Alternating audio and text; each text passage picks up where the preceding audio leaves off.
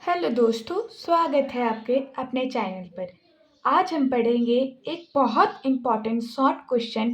Flame cell क्या होता है? What are flame cell? ये बीएससी सेमेस्टर 1 के लिए बहुत इम्पॉर्टेंट क्वेश्चन है और एग्ज़ाम में 5 मार्क्स तक आ सकता है।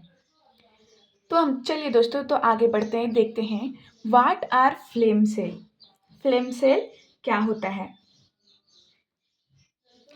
Flame cell is a specialized excretory cell found on simple invertebrate including Platyhelminthes or flatworm. Flame cell specialised excretory cell होता है जो सिंपल इनवर्टिब्रेट में पाए जाते हैं, जैसे कि प्लैटीहेल्मिन्थिस और flatworm. They help in excretion and osmoregulation. इनका मेन काम होता है बॉडी से वेस्ट निकालना, यानी कि एक्सक्रीशन, और पानी का संतुलन बनाए रखना, यानी कि ऑस्मो रेगुलेशन। अब हम इसका फंक्शन को देखते हैं। Flame cell flame cell function like a kidney removing waste material. Flame cell हमारे किडनी की तरह काम करता है। ये बॉडी के हार्मफुल वेस्ट मटेरियल को बाहर निकालता है। Bundles of flame cell are called protonephridia. कई फ्लेम सेल मिलकर एक स्ट्रक्चर बनाते हैं जिसे हम प्रोटोनेफ्रिडिया कहते हैं। They many help maintain the osmotic environment of their host. ये ऑर्गेनिज्म के ऑस्मेटिक बैलेंस को भी मेंटेन करते हैं। अब चलिए दोस्तों, हम इसके स्ट्रक्चर को देखते हैं।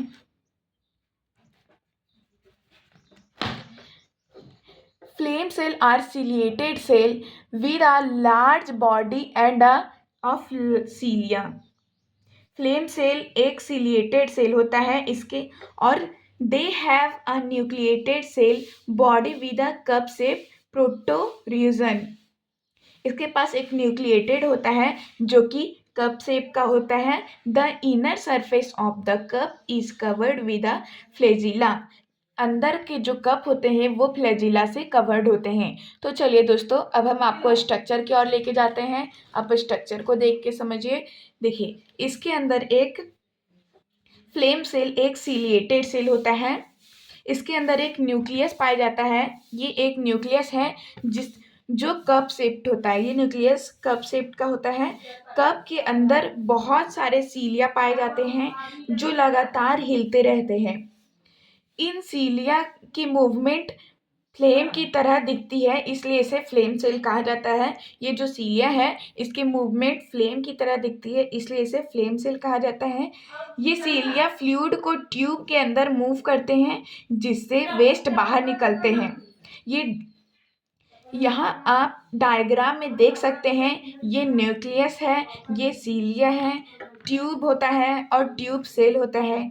ये पूरा सिस्टम मिलकर वेस्ट को बाहर निकालते हैं।